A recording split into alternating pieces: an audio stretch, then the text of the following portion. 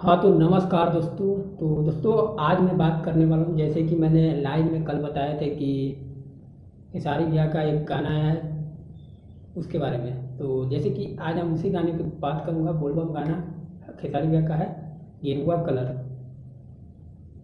Song के बारे में तो पहले सॉन्ग के बारे में बताएंगे, उससे पहले आप लोग एक गाना सुनिए।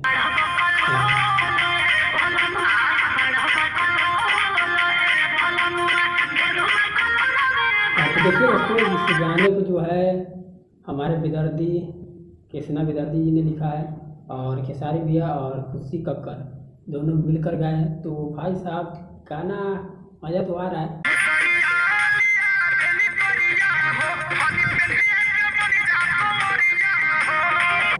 पर पता नहीं इस गाने का व्यूज क्यों नहीं अभी तक जा रहा है।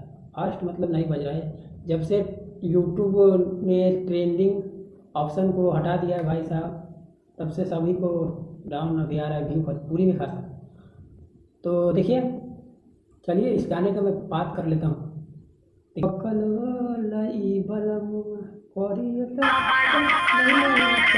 तो इसी टाइप का गाना है, और गाना में मतलब कि इस गाने में जो बनाया गया है वो तो अंदर से झूमने का मुंड कर रहा है। जैसे कि कहीं पे बोल बम का गाना बजा दिया इसको, तो अंदर से नहीं होता है कि एकदम झूमने का मन करे, उसी टाइप का इस गाने में बनाया गया है।